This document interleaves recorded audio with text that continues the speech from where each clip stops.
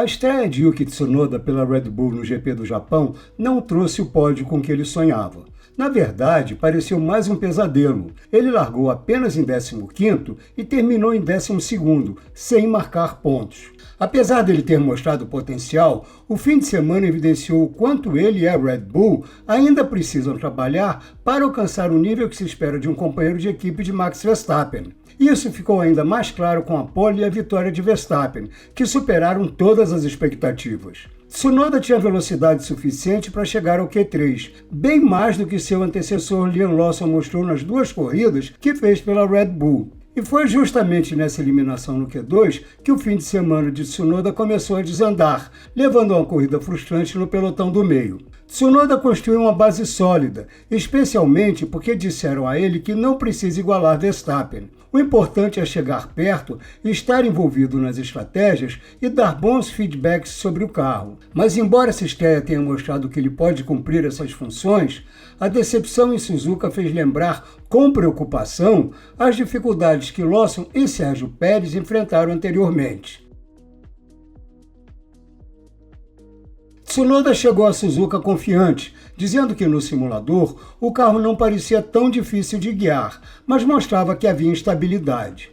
A sexta-feira foi boa, principalmente o primeiro treino livre, quando ele ficou a pouco mais de um décimo de Verstappen. Mas o que mais chamou a atenção foi o fato de Tsunoda estar relativamente confortável em um carro tão complicado. Ele também se destacou pela comunicação clara, testou vários ajustes do diferencial e da distribuição dos freios enquanto ganhava ritmo. E mesmo que a simulação de corrida tenha sido inferior à de Verstappen, o chefe da equipe, Christian Horner, considerou um bom começo. Infelizmente, 4 bandeiras vermelhas no segundo treino tiraram muito tempo de pista de Tsunoda, que só conseguiu dar 3 voltas rápidas. Mas todas foram úteis, já que mostraram a ele que a realidade do carro na pista era um pouco diferente do que era o simulador. As bandeiras vermelhas também atrapalharam o treino da manhã de sábado, mas Tsunoda ficou apenas um décimo de Verstappen quando eles fizeram as primeiras voltas rápidas com pneus macios, mesmo que Verstappen tenha aberto vantagem ao completar uma segunda volta rápida, enquanto ele ia para os boxes.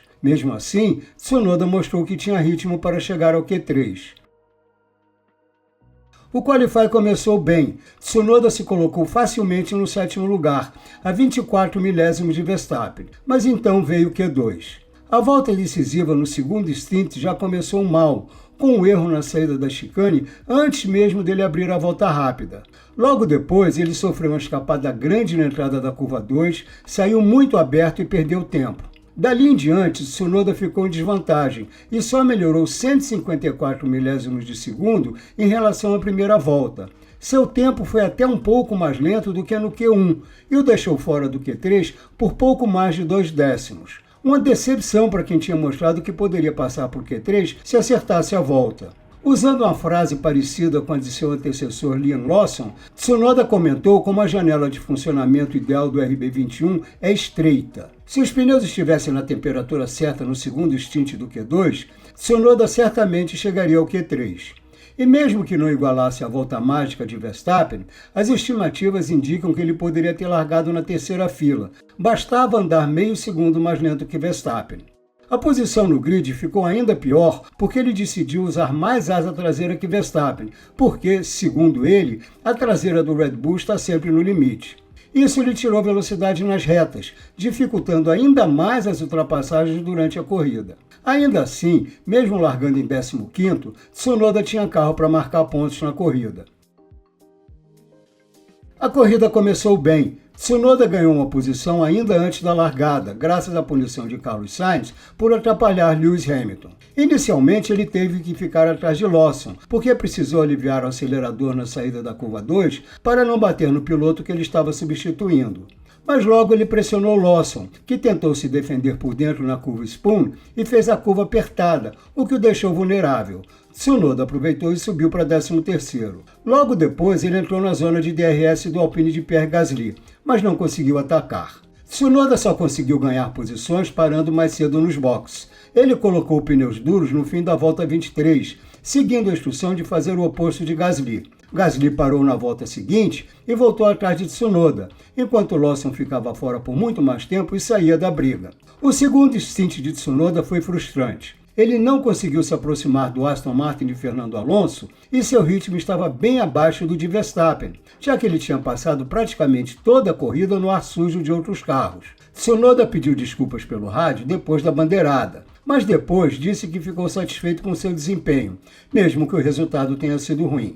Horner encontrou pontos positivos na corrida, dizendo que Tsunoda já se entrosou com o carro e com a equipe e apostou que ele vai evoluir nas próximas provas. Embora Horner costume ser otimista demais, é um ponto de vista razoável. A corrida de Suzuka foi decepcionante para Tsunoda. Ele devia ter andado melhor no Q2 e pontuado, mas ele mostrar que tem ritmo é animador.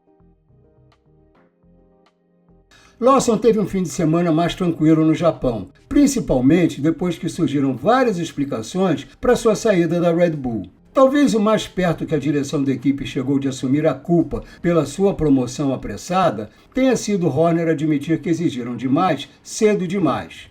Assim que soube que voltaria para Racing Bulls, Lawson se concentrou em aproveitar ao máximo a nova chance. Como disse o chefe da Racing Bulls, Lohan Mekhi, apesar de não ter ficado feliz com a notícia, Lawson retomou rapidamente a rotina da equipe. Lawson começou bem. Apesar das interrupções, ele ficou em quinto no segundo treino. Disse que o carro da Racing Bulls é bem diferente do da Red Bull e elogiou sua boa janela de funcionamento. No sábado, ele teve dificuldade com a mudança na direção do vento e ficou em 14º no Qualify, 131 milésimos de segundo mais lento que Zack Hadjar. Se tivesse sido mais rápido na segunda curva, Degner teria empatado com Hadjar. E ainda teve a satisfação de bater Tsunoda, que ficou a 1/10 de segundo dele e largou uma posição atrás. Como já falamos, Lawson perdeu a posição para Tsunoda logo na primeira volta, mas a equipe apostou em um stint longo com pneus médios. Ele parou para colocar pneus macios na 34ª das 53 voltas, depois de segurar Alex Albon para ajudar Hadjar e terminou a corrida em 17º. Mesmo com o resultado decepcionante, foi um começo positivo. A exemplo de Tsunoda, seu fim de semana teria sido bem diferente se ele tivesse andado bem no Q2. Lawson já teve sucesso na Racing Bulls, não há dúvidas de que vai se adaptar e viver bons momentos. Mas para Tsunoda, a pressão continua, mesmo com os sinais promissores dessa estreia na Red Bull. Como ele mesmo disse, agora que ele passou pelo primeiro desafio, espera-se mais na próxima corrida. Mas com Verstappen como companheiro e um carro difícil de guiar, ainda não dá para saber se Tsunoda vai transformar esse começo promissor em atuações consistentemente fortes, como a Red Bull espera do seu segundo piloto. Largar em 15º e terminar em 12º não será perdoado tão facilmente da próxima vez.